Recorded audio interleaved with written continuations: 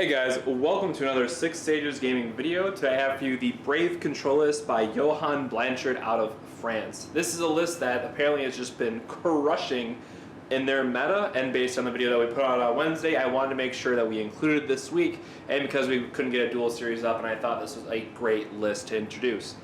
This is a strictly pure control grindy type of deck, and it has literally an answer for everything. Now, I am only working with half the piece of this puzzle, coming from other card games, specifically Magic. I am also a control player, and control decks are all about knowing what the meta is going to be and knowing what to expect. Now, I won't know exactly the perfect reasoning for every single card behind this, so I do apologize in advance, but I am going to try my best. This deck, he says, has just been doing so well in all the events, and he's been saying that it is such a powerful deck to play, but you must know exactly who you're playing against and what they're going to be playing in that deck to be able to counter what they're doing. So if you can play a deck, you want to master it, this is absolutely the list for you, and it's going to really shine when you have the opportunity to play test the games, really get some numbers under your belt, and then really do well in an event. So I hope you guys will try this out. First, we're going to talk about the forwards, and then talk about the summons, and lastly, wrap it up with the backups. So let's get into it. So up first, we have Argath, 2-drop 3K, comes into play, your opponent discards a card. This is a great card if you're playing more a mid-range or control match, forcing your opponent to be behind in resources and just making sure that you're taxing them another way is a great offensive ability. Again, his power is not that relative, but it's relatable, but we can have other things like Serah. When we combo with her, they can party attack and then kind of play this attrition war with them, so that is what he's good for.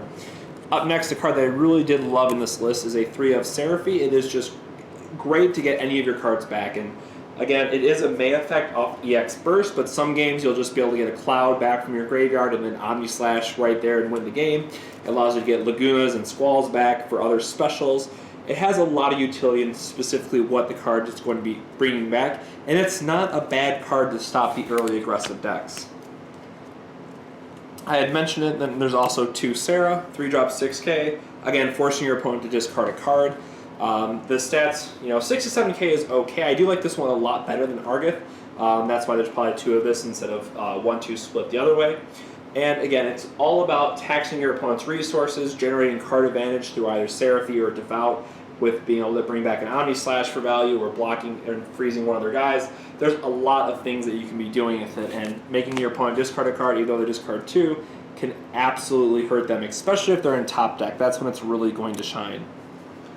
Probably, without a doubt, whenever we have a control deck, we want to include 3 Squall.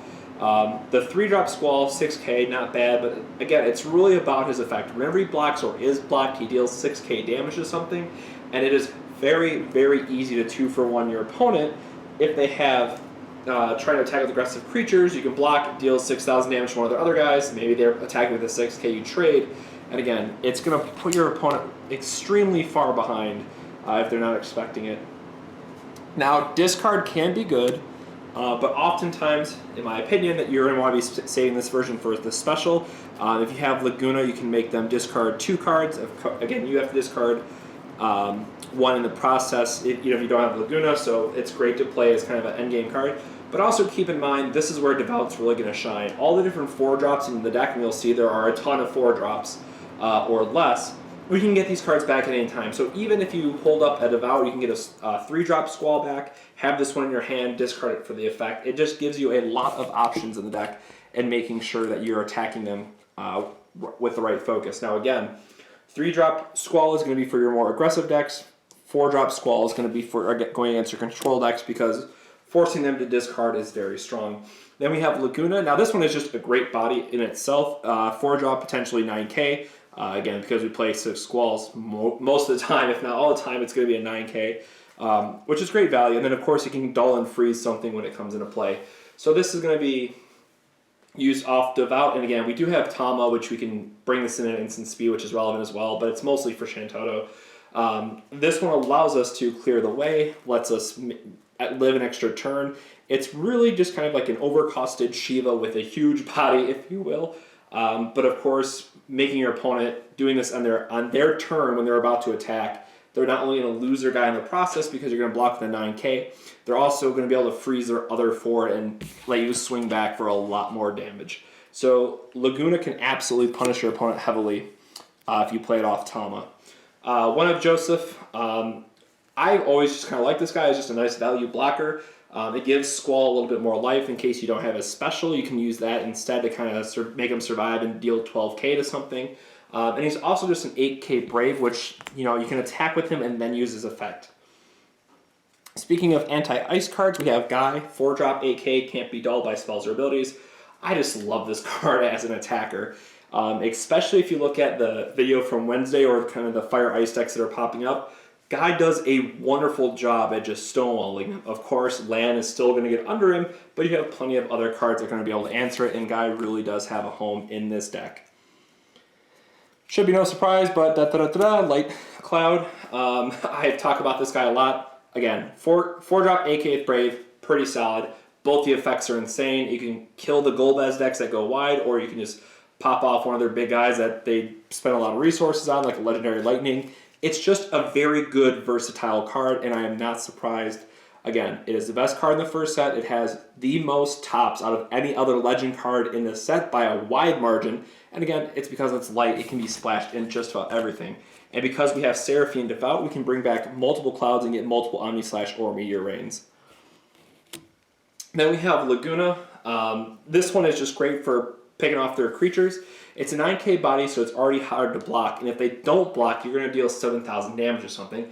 I have loved this card in control decks. I just can't stress that enough. And his Desperado effect, which can conveniently kill other 9ks, is amazing. And again, they go to combat, they dull to attack, you go, okay, before damage, Desperado, kill it. And you're able to then play a little bit more defensively without having to worry about taking any points of damage. Lastly, for our forwards, we have Prishe, just a great blocker. I was a little surprised to only see it as a 1-of. I'm assuming because it doesn't line up with the 4-drop or less synergy, and because it's a blocker you only ever normally need 1-of. There could be a lot of reasons for it, but I'd like to see this as a 2-of because I just think that it's an amazing card, but I will say that I have not had the opportunity to test this deck at all. I'm just sharing it with you guys because it's been doing insanely well. This absolutely looks like a deck I would play, but this is a deck that requires a lot of time off camera. So I'm not sure if we'll be playing it in a dual series or not.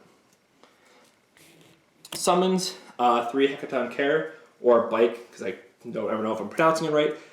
Just great for killing Minwoos, great for killing any kind of backups. Again, this deck has literally an answer for everything. And it reminds me of a lot of playing a deck called Jund in Modern, where your deck has all the answers to what you're going to be facing in the meta. You just have to make sure you're drawing into the right pieces. But what I like about this deck is it has Squall. It has a lot of other pieces that help you stall out until you draw into those very specific answers, or lets you draw into those pieces that you need when you need them. So having 3 copies of Bike absolutely makes sense because it's the last thing that we don't really have an answer for in the deck. And it's a very cheap cost as well. Now we're going to be going to our backups, and guess what? There is a lot of them. 22 if I remember counting correctly. So that is something that was a little surprising, and again, I haven't played the deck. I would need to test it myself. I like how many 2-drop costs there are because, again, you don't want to be stuck getting behind. You want to be able to play a backup every single turn. But I wonder if it's not too many. Again, that is all up to Johan. He says he hasn't really changed much since this version of the list, and it's been doing absurdly well, so I'm not going to question it when it comes down to that. I think I am going to tweak this list and play it for our event up at Siege Games on February 19th, because I just absolutely love what this looks like to be doing. So Jill, just a staple in Ice. 2-drop, freezes 2 things when you EX Burster comes into play. Again, just puts the brakes on aggressive decks, and is absolutely a staple. The interesting one for me was Time Mage. You have to pay 1 and tap it. Target forward can't attack. If you're playing against a more mid-range or other kind of control deck, if you can play this card and keep them to where they have to put multiple threats on the field, and then you get to play Shantou for value and make kill 3 or 4 other guys, it's going to put you way far ahead when that actually happens. So Time Mage is great for stalling the board, making your opponent overextend, and then dying to a well-timed Shantou. And how do we do that? Absolutely with this card, and I'm just going to put these both here really quick. The big thing about Tama, one of 2, is that she allows you to play stuff on your opponent's turn. So again, They go to attack. They might have played something if it has haste, even better for you. Let's say they have 3 attackers. You just passed on your previous turn. Okay. You attack with the first guy. I'm gonna crack Tama, play Shantou, and then your board's gone. So then you just waste their entire turn with that very simple combination, and it has been proven absolutely deadly, especially if your opponent is playing hasty guys, which has just been amazing. The one thing that this deck does allow for all the backup is that it does have many of backups that do go to the break zone, so that's probably why it plays so many. At least that's what I assumed when I was going over this. Like Tama, Monk, Devout, Summoner all go to the break zone for their effects. So it does give you the option to have more flexibility with your backups and how you're utilizing them.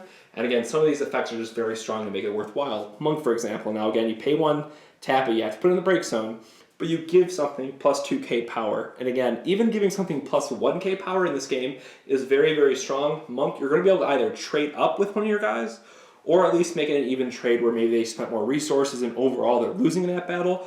But Monk is just a great early turn play and allows you to trade up when needed. One of Summoner, I thought this was just absolutely, and this really speaks volumes to how much Johan has been able to put into this deck and the time he spent into it. Summoner is a great card, especially when we're seeing things like 7-drop Odin. We're seeing the Bahamut that's getting a lot of play, the 9-drop Legendary Bahamut. And again, when you have a field of like a Cloud and a 5-cost Laguna, if they play that Bahamut, and they're the more aggressive decks, they're just absolutely going to run you over. So Summoner is just critical in having and making sure you have that counter up. Depending on your meta, I could absolutely see this going up to a 2-of, and I wonder if some people watching this are going to update the list to make some changes and then include another Summoner for that reason. One of Kefka, same exact reason as the Monk, in terms of it's just a great card for being able to help trade up. And 5,000 power is just, whew, it is a lot. And especially I mentioned early, if you're playing Argath or if you're playing Serah, they might not be doing a lot, but your opponent's still getting a discard a card. If you have those in play and then get to use Kefka to power them up so they do trade with something, absolute Power Town value feels great. 3 Devout, I've covered this a lot in the other decks. Again, it's good for getting back Squall and Lagunas that can help win the game on the spot, gets you back Clouds, which then you can meteor rain. There's a lot of 4-drops in this deck that you want to be getting back, and I could probably go on another 5 minutes about the different situations and which 4-drops you want to bring back at one point, but literally it's just for bringing back a bunch of cards. You'll see that there's a lot of recursion or revival effects in this deck, and they all help you play out your game plan. 3 Mustadio. The one thing about Earth and Ice is that they don't have necessarily a lot of break effects. You absolutely need to maximize on those, and this is where Mustadio comes into play. And again, this is just a solid EX Burst effect, so unless you're in a pinch, you're probably not playing this one, because you want to make sure you free up your backup spots for other things, but I can absolutely see it if you're on, say, your 3rd backup or something, you need to play a backup and you're going to kill one of their guys, and that's also perfectly fine. So again, EX Bursts are great, and they just help out a ton.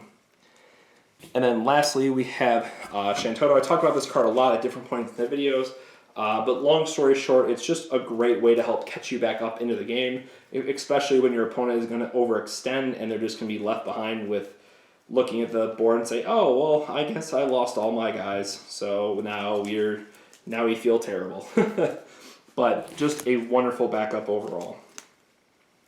So there you have it, guys. That's the deck. That is all the wonderful cards that make up this list. Again, I want to thank Johan out of France for sharing the list with us. It was actually one of his friends that sent us the list originally, and I think it's a very interesting brew that people should consider going forward.